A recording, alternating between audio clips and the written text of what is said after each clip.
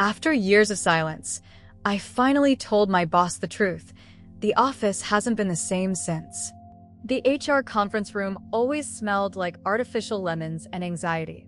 I'd been in here before for annual reviews, for team building exercises, for the occasional constructive feedback session. But never like this. Never with three stern faces staring back at me. Vivian from HR, Gregory Mason himself, and Kenneth Porter, the company's legal counsel. No Darren, conspicuously absent. Emma, thank you for joining us on short notice, Vivian began, her voice professionally neutral. We're here to discuss the Brooks Pharmaceuticals account. I nodded, my hands clasped so tightly in my lap that my knuckles had turned white. Darren has brought some concerns to our attention, Gregory said, leaning forward. The founding partner rarely involved himself in departmental issues. His presence confirmed my worst fears. He claims you pushed for the campaign direction despite his reservations. The audacity stole my breath. For a moment, I couldn't speak. Emma? Vivian prompted. That's not true, I said finally. I have emails proving otherwise. Kenneth cleared his throat. Darren provided us with correspondence showing you enthusiastically supporting the concept. May I see that, please? My voice sounded distant to my own ears. Kenneth slid a folder across the table. Inside were email printouts. Emails I recognized, but with key sentences missing. Correspondence that had been selectively edited to make it appear I had championed the failed approach. These have been altered, I said, my pulse quickening. I can show you the originals. Darren anticipated you might say that. Vivian replied with a tight smile. He mentioned you've been under tremendous stress lately. The implication hung in the air like poison gas. I was being painted as unstable, desperate, willing to fabricate evidence to save myself. Gregory sighed heavily. Emma, we value your contributions, but Brooks was our cornerstone client. Someone must take responsibility. I understood then. This wasn't an investigation. It was a sentencing. They'd already decided. Darren, with his family connections and charismatic lies, had won before I'd even entered the room. We're prepared to offer a generous severance package, Kenneth added, sliding another document forward. In exchange for your resignation and a non-disparagement agreement. My mind raced. If I signed, I'd be admitting guilt. If I fought, I'd be going against the son of a founding partner, with doctored evidence against me. Even if I somehow convinced them of the truth, my reputation would be tarnished, my position untenable. I need to think about this, I said, rising shakily. We need an answer by tomorrow, Gregory replied firmly. The board meets at noon. I left the office in a daze, not bothering to collect my belongings. Rain had started to fall, but I barely noticed as I walked 12 blocks home, the severance agreement growing damp in my bag. My apartment felt foreign when I entered, a place I mostly slept and showered between long office hours. I kicked off my shoes and collapsed onto the couch, staring at the ceiling. 7 years. 7 years of my life given to a company that would discard me to protect a liar. My phone buzzed incessantly. Text from colleagues who'd heard rumors. An email from Jessica. What's happening? Call me. A voicemail from my mother checking if we were still on for Sunday dinner. I ignored them all and opened my laptop. The Prism digital folder stared back at me. 3 years of midnight work, weekend research, and secret networking had created something real, something I clicked through the nearly complete website, the business plan, the financial projections. It wasn't just a ream anymore, it was viable. I had saved enough to survive 6 lean months. I had built a network separate from Mason and Langley. And I had something else, something I hadn't fully acknowledged until now. I had Martin Thorndale's personal email address. After the successful pitch, my pitch, presented by Darren Martin, had sought me out. I know good work when I see it, he'd said quietly, handing me his card with his personal contact information scribbled on the back. If you ever decide to fly solo, I'd be interested in a conversation. I'd kept the card hidden in my wallet, a talisman of possibility I was too afraid to use. Until now, with trembling fingers, I composed an email. I explained who I was, reminded him of our brief interaction, and attached my Prism digital business overview. I was straightforward about my situation, without bad-mouthing Mason and Langley. I believe I could serve Thorndale Enterprises more effectively with my new venture. I wrote. I'd welcome the opportunity to discuss this further. I hit send before I could lose my nerve. Then I opened a new document and began typing again. Not a resignation letter, but something else entirely. Something that had been building inside me for 7 years. The truth. My phone rang. Darren. I declined the call. Then it rang again. Gregory Mason this time. Too late. They had made their choice, and now I was making mine. Martin Thorndale's response arrived at 2:17 a.m. I've been waiting for this email. Let's meet tomorrow, 9 a.m., my office. Bring your proposal and contract terms. I smiled for the first time in days. Tomorrow would change everything. But first, I had a goodbye letter to finish. Dawn broke over Chicago as I sat cross-legged on my living room floor, surrounded by 7 years' worth of evidence. Project files, email threads, performance reviews, meeting recordings I'd kept for note-taking purposes, presentation decks with my original creation dates still embedded in the metadata. I hadn't slept. My eyes burned, but my mind was crystal clear for the first time in years. The severance agreement lay on the coffee table, unsigned. Beside it sat my laptop, screen glowing with the most important document I'd ever write. Not just a resignation letter. A reckoning. Keep it professional, I whispered to myself, fingers hovering over the keyboard. Clinical. Factual. But how do you distill 7 years of systematic exploitation into something professional? How do you quantify stolen credit, missed promotions, and countless nights spent fixing someone else's mistakes? I started with the Brooks Pharmaceuticals fiasco. I attached the original, unaltered emails showing my repeated warnings about the campaign direction. I included screenshots of comments Darren had deleted from shared documents, my specific concerns that later proved prophetic. Then I went deeper. The Thorndale pitch. The Westlake rebranding. The award-winning Horizon campaign that Darren had accepted a Clio for, complete with a tearful speech about his inspiration. I had receipts for all of it, time-stamped and undeniable. For each incident, I included a simple table. Hours I worked versus hours. Darren claimed to have worked, my original concepts versus his revisions. Client feedback praising specific elements that had been entirely my creation. Just facts. No emotional language, no accusations, just irrefutable documentation of a pattern. By 7 a.m., I had a 15-page document with over 30 supporting attachments. I saved it, then stepped into the shower, letting hot water wash away the night's tension. When I emerged, a text from Jessica awaited. Everyone's talking. Darren's saying you're having a breakdown. Are you okay? I didn't respond. Instead, I dressed carefully. My best suit, the one I'd bought for pitches but was rarely allowed to attend. As I applied makeup, I studied my reflection. I looked different somehow. Determined. Dangerous. At 8:15 a.m., I ordered a car to take me to Thorndale Enterprises. The meeting with Martin was at 9 a.m., which would put me back at my apartment by 10:30 if all went well.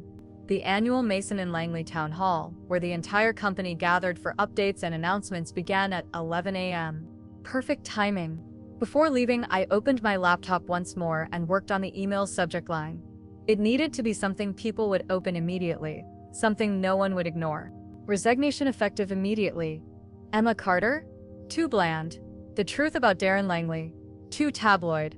What you don't know about your creative director. Getting closer. I finally settled on important information regarding client relationships and company representation. Please read immediately. Professional. Urgent. Undeniable. The meeting with Martin Thorndale exceeded my expectations. He'd already reviewed my business proposal overnight and came prepared with questions, intelligent ones that showed he understood exactly what I was offering. I've watched you operate in Darren's shadow for years, he said, as we concluded. Always wondered when you'd break free. You knew? I asked, surprised. Everyone who pays attention knows, he replied. The question was whether you knew your own worth. We shook hands on a 6-month contract, effectively transferring Thorndale's business from Mason and Langley to Prism Digital, to me starting the following week. I should warn you, I said at the door. Things at Mason and Langley are about to get turbulent. Martin's eyes twinkled. I was counting on it. Back in my apartment at 10:40 a.m., I made final revisions to my email. The town hall would be starting soon. Everyone would be gathered in the main conference room, devices in hand, half listening to quarterly updates while checking emails. Including Darren, including Gregory. including. I added one final paragraph. In the interest of transparency, I should inform you that as of this morning, I have launched Prism Digital, a boutique marketing agency specializing in authentic brand storytelling. Thorndale Enterprises has already committed to transferring their business to my new venture. Effective immediately, I anticipate several other clients may follow suit once they understand the circumstances outlined above. I wish Mason and Langley success in navigating these transitions. My finger hovered over the send button. This wasn't just burning bridges, this was tactical demolition. There would be no coming back from this. Was I ready for the consequences? The potential legal battle, the industry gossip. My phone buzzed with an email notification. From Gregory Mason to all staff. Today at our town hall, we'll be discussing recent organizational changes.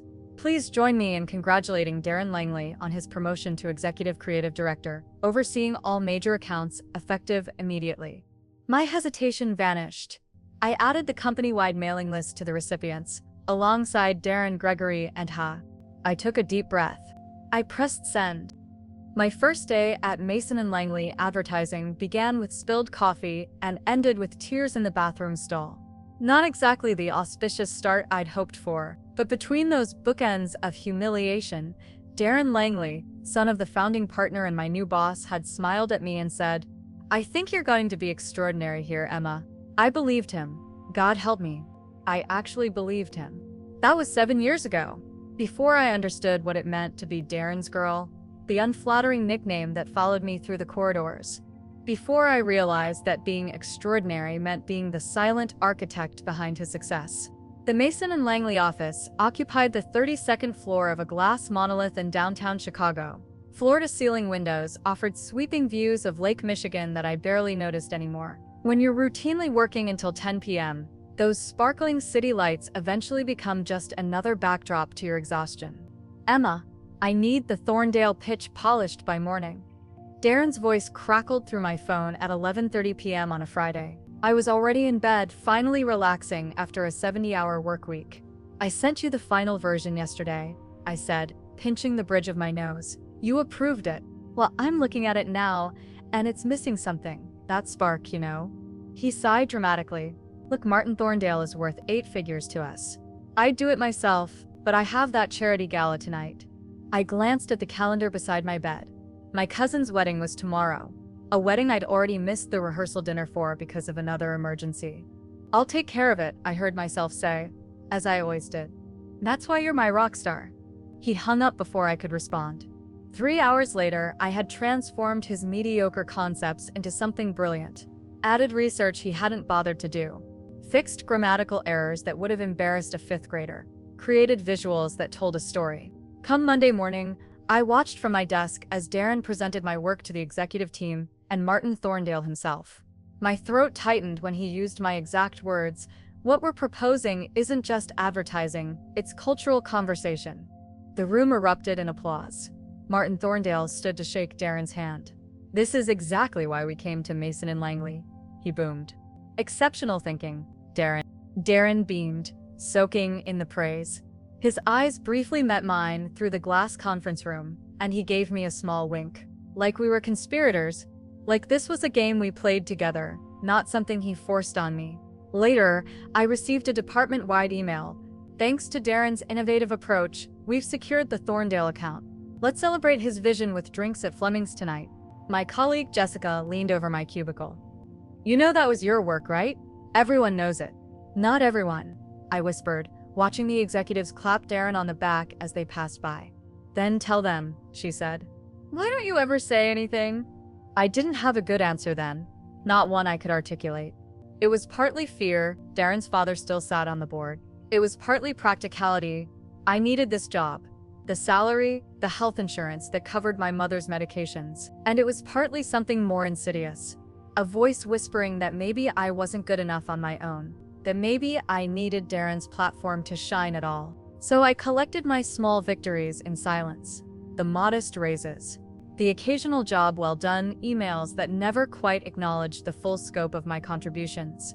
The gentle pats on the back that felt more patronizing with each passing year.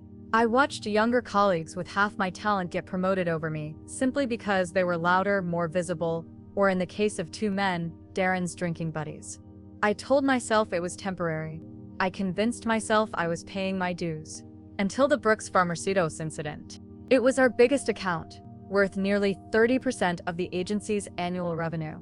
Darren had insisted on a risky campaign direction, despite my research showing that the target demographic would find it tone deaf. When the client expressed concerns, he doubled down rather than adjust. "Trust me," he'd said with that trademark Darren Langley confidence. "I know what works." The campaign launched. It failed spectacularly. Brooks pulled their business within 3 months. I was preparing a post-mortem analysis when Darren appeared at my desk, his usual swagger replaced with something jittery and desperate. "Emma, the partners are asking questions," he said, voice low. "They want to know who was primarily responsible for the Brooks disaster." I looked up, meeting his eyes directly. "We all know who made those calls, Darren." For the first time, I saw fear flash across his face. Then it hardened into something cold. "I need you to back me up in the meeting tomorrow.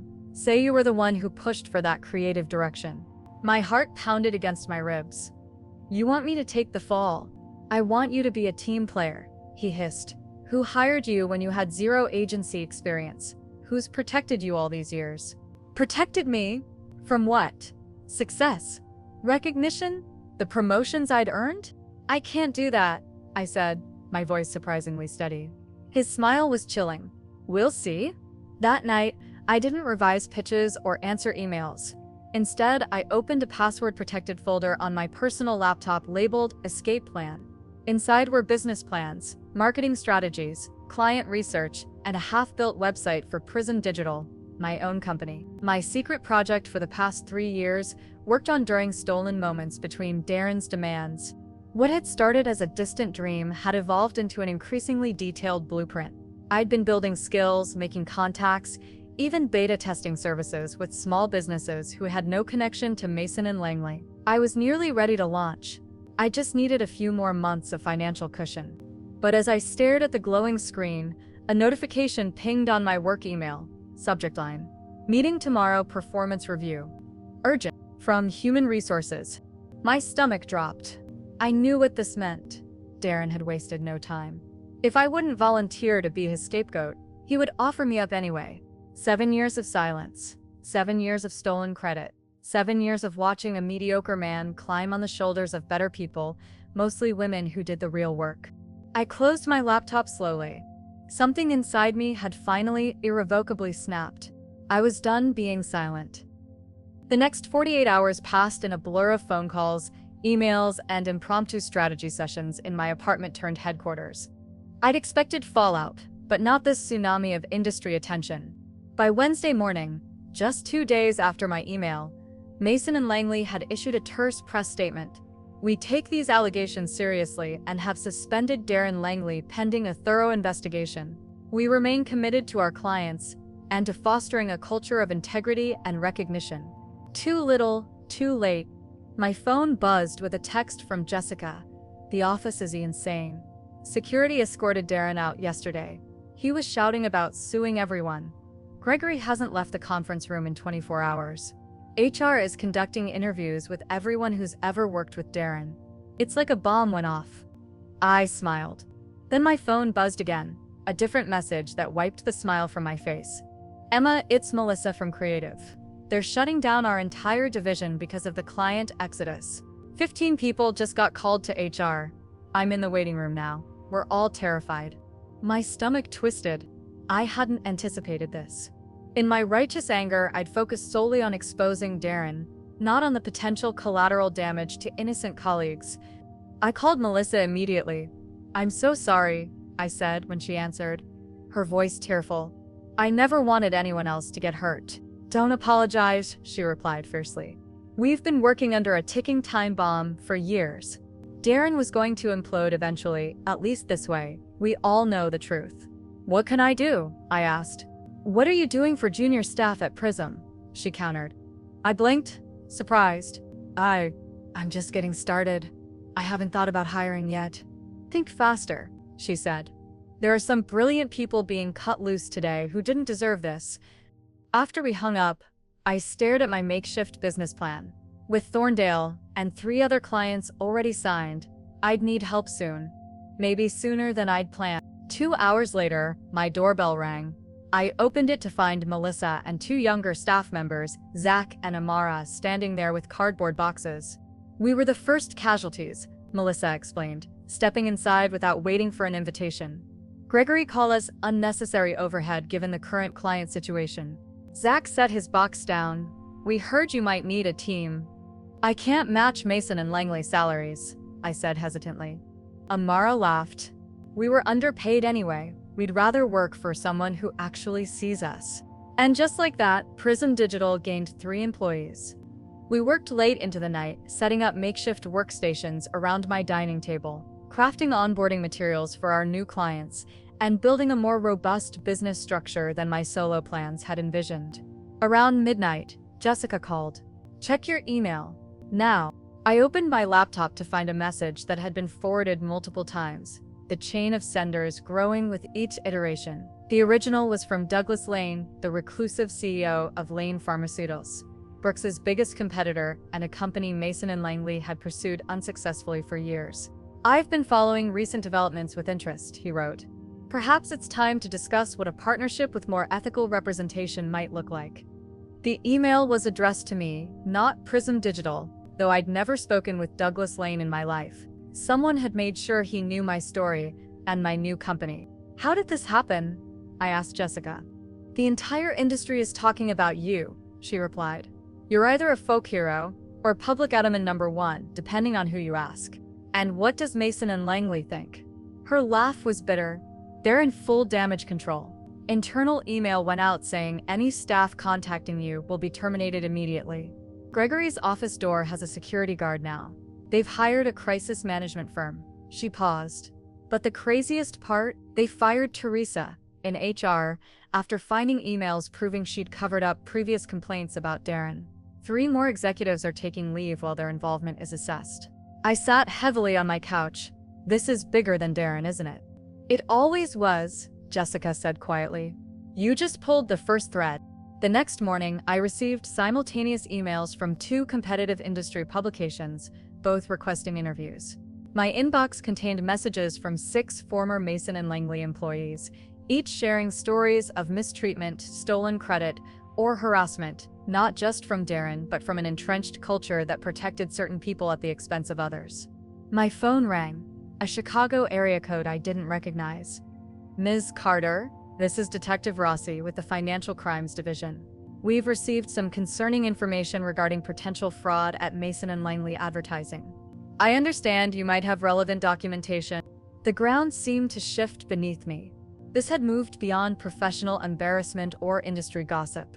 Whatever Darren had been doing, whatever the agency had been enabling, might have crossed legal boundaries. As I scheduled a meeting with the detective, my other line beeped. The caller ID read, "Mason and Langley Legal Department." I declined the call. Melissa poked her head into my bedroom-turned office. "The Lane Pharmaceuticals team is here for our preliminary meeting. You ready?" I took a deep breath and stood up. 7 years ready. The shockwaves weren't subsiding. They were still expanding, reaching corners of the industry I'd never anticipated. And somehow, I found myself at the center of the storm, not being torn apart, but building something new amid the chaos. Someone had to say the truth. I just never expected what would happen when that someone was me. The moment after I sent the email, a strange calm washed over me. I closed my laptop, made a cup of tea, and sat by my window overlooking the city. My phone was set to Do Not Disturb. For 15 blissful minutes, I existed in a pocket of silence before the storm. Then my laptop chimed, and chimed again, and again. I didn't need to look to know what was happening across town at Mason and Langley. The town hall would have just started. Darren would be standing at the podium, Gregory Mason beside him, ready to announce the promotion. And then, one by one, like a digital wave, my email would begin appearing on screens throughout the room. When I finally opened my laptop, the deluge was overwhelming. From Jessica, "Holy shit, Emma!" From Ryan in accounts. The entire room just gasped at the same time. "What did you do?" From Vivian in HR, "Miss Carter, please call me immediately regarding your correspondence." From Gregory Mason, This is completely unprofessional and potentially actionable. Cease all client communications immediately. No message from Darren. Not yet. I imagined him standing at the podium, watching faces in the audience transform from polite attention to shock, feeling the atmosphere shift as everyone simultaneously realized what was happening. I pictured his confusion turning to panic as he fumbled for his own phone, the color draining from his face as he read my methodical dismantling of his career. I should have felt guilty or scared. Instead, I felt light. Like I'd set down a burden I'd carried for so long I'd forgotten it wasn't part of me. My doorbell rang. I froze. It was too soon for anyone to have come from the office. Through the peephole, I saw a courier holding an envelope. Delivery for Emma Carter? Inside was a handwritten note from Martin Thorndale. Watched the town hall via video conference. Magnificent. Champagnes for when the dust settles. Beside the note sat a bottle of Veuve Clicquot and a signed contract. I smiled and set it aside just as my phone lit up with a new text. From a number I didn't recognize. This is Claire Westbrook from Apex Magazine. I'd love to talk about your new venture and your experience at Mason & Langley. How had a journalist gotten my personal number so quickly? Then another text from another unknown number. Darren Langley has been exploiting talent for years. I left because of him. Thank you for speaking up. My email was spreading beyond Mason & Langley. I turned on my computer screen. 47 new emails in 20 minutes. I sorted them by sender. 6 were from clients I'd worked with at Mason & Langley, including 3 who expressed interest in following Thorndale to my new company. 12 were from former colleagues who'd left over the years, each with their own Darren story. 8 were from current Mason & Langley employees, ranging from shocked to supportive to concerned about my mental health. 5 were from recruiters who admired my boldness and had exciting opportunities to discuss. And 1 was from Darren. Subject line, "You're dead to me." I didn't open it. Instead, I logged into my professional social media accounts and posted a simple announcement about Prism Digital's launch with a link to the website I'd spent 3 years building in secret. Then I walked away from my computer, took a shower, and changed into comfortable clothes. When I returned an hour later, my inbox had doubled. My social media announcement had hundreds of comments. My website traffic had spiked so dramatically that I needed to upgrade my server capacity. Most shocking of all, 2 major industry publications had already posted breaking news articles. Mason & Langley creative director exposed, years of credit theft, alleged by former employee. Advertising world rocked by whistleblower email, pattern of deception at top Chicago agency. How had they gotten my email so quickly? I scrolled through messages until I found one from Tyler, a junior designer at Mason & Langley. "After your email dropped, Darren lost it. Started screaming that you were lying. Deleted your email from the server. But he was too late. Half the office had already forwarded it elsewhere. The town hall is canceled. HR has called an emergency meeting. Gregory looks like he's about to have a stroke." I leaned back in my chair, emotions swirling. This was bigger than I'd anticipated. I'd expected consequences, but not this immediate avalanche. My phone rang. Gregory Mason himself. "Emma," he began, his voice eerily controlled. "We need to discuss what you've done." "I'm not interested in a discussion, Gregory. The documentation speaks for itself. We're prepared to offer you a significant settlement if you'll issue a retraction and sign an NDA. I laughed softly. 7 years too late. Check your client roster tomorrow. "This isn't just about Darren," he said, voice hardening. "You've damaged this agency. People will lose jobs. The guilt trip might have worked a day ago. Not anymore. People will lose jobs because you protected a fraud instead of valuing actual talent," I replied. "That's on you, not me." After we hung up, I turned off my phone and opened the champagne. As I watched the sun set over Chicago, I realized something surprising. I hadn't just changed my life today. I'd changed an entire agency, perhaps an entire industry. 7 years of silence had ended in an explosion heard across the advertising world. And I was just getting started. 6 months passed like a whirlwind. The small apartment where I'd drafted my truth bomb email now stood empty, boxes stacked by the door for the movers. I took one last look around, remembering the night I'd sat cross-legged on the floor, surrounded by evidence, finally breaking my silence. "Ready to see the new office?" Melissa asked from the doorway. As Prism Digital's operations director, title she'd earned through tireless work and brilliant organizational skills, she'd overseen the renovation of our permanent space. "Lead the way," I said, closing the door on my old life. Prism Digital now occupied the 14th floor of a renovated building in Chicago's West Loop. Not as high as Mason and Langley's lofty perch, but with better natural light and an energy that felt authentic. 22 employees now called it home. 14 of them former Mason and Langley staff, who'd either been casualties of the fallout or who jumped ship in the months that followed. The industry earthquake I'd triggered had resulted in a complete leadership overhaul at my former agency. Gregory Mason had retired after financial irregularities came to light during the investigation. 3 vice presidents had resigned. The board had brought in external management to rehabilitate the company's reputation. They'd even reached out to me with a consulting offer, which I declined with more grace than they deserved. And Darren? After a brief, disastrous attempt to portray himself as the victim on social media, he'd disappeared from the industry entirely. Last I heard, he'd moved to Arizona to explore new opportunities. The advertising world had a long memory for scandals, and his name had become synonymous with creative theft. "Emma," Martin Thorndale stood as I entered our conference room, extending his hand. "Just signing the renewal? Another year of partnership." "Wouldn't have it any other way," I replied, meaning if Thorndale had not been our first client but had become a vocal advocate, referring 3 major accounts our way. In total, we'd pulled 7 clients from Mason and Langley, not just the 4 I'd worked with directly, but 3 who'd heard the story and decided they wanted an agency that valued authenticity and recognition. As Martin left, Amara rushed in. "The Apex magazine profile just went live," she announced, eyes bright with excitement. "The woman who changed advertising from the inside out." The photos came out amazing. I'd been reluctant to do the interview, preferring to focus on building Prism rather than rehashing the past.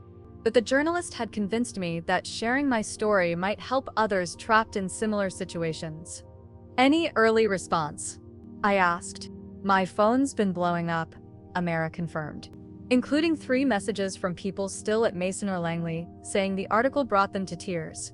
Oh, and Lane Pharmaceuticals shared it with the comment, "Proud to work with true innovators who value integrity." My laptop chimed with a new email from Jessica, still at Mason and Langley, though now as a senior creative director, a long overdue promotion that had come amid the agency's desperate talent retention efforts. "Your story just got presented as a case study in our new ethics training," she wrote. "They didn't mention you by name, but everyone knew. The new leadership is terrified of becoming another Darren situation. Every project now requires documented attribution for creative work. Junior staff have mandatory one-on-ones with HR to report any concerns." She ended with, "You didn't just change your life when you hit send that day. You changed everything." I closed my laptop, emotion catching in my throat. When I'd written that email, I'd been focused on my own liberation, my own justice. I never imagined it would create industry-wide ripples that were still expanding. "Team meeting in 5, Zach reminded me, poking his head in. Now our creative director, he'd flourished away from Darren's shadow, winning 2 industry awards for campaigns we developed for Lane Pharmaceuticals. I gathered my notes and headed to our main conference room, where 20 faces looked back at me with something I'd never seen at Mason and Langley: genuine respect. "Before we dive into the Henderson pitch," I began, "I want to acknowledge something. 6 months ago, many of us were in a very different place. Some of us were undervalued, some overlooked, some actively exploited." I paused, meeting their eyes. "Today, we're building something different, not just campaigns or brands, but a culture where credit is given where it's due, where good work is rewarded regardless of title or tenure, and where speaking up is encouraged, not punished." Melissa raised her coffee mug. "To saying the truth, even when your voice shakes, especially then," I added, throat tight with unexpected emotion. After the meeting, I retreated to my office and found a small package on my desk. Inside was a framed printout of my infamous email, the one that had changed everything. With a handwritten note, "1 year ago, you drafted this. Never forget your courage. The Prism team." I traced my finger over the words I'd written in anger and desperation. The truth I'd finally spoken, after years of silence. Those words had cost me a job but given me a company. They'd burned bridges but built stronger ones. They'd ended one chapter but opened something far more meaningful. 7 years of silence, 6 months of transformation, and a lifetime of speaking my truth still ahead.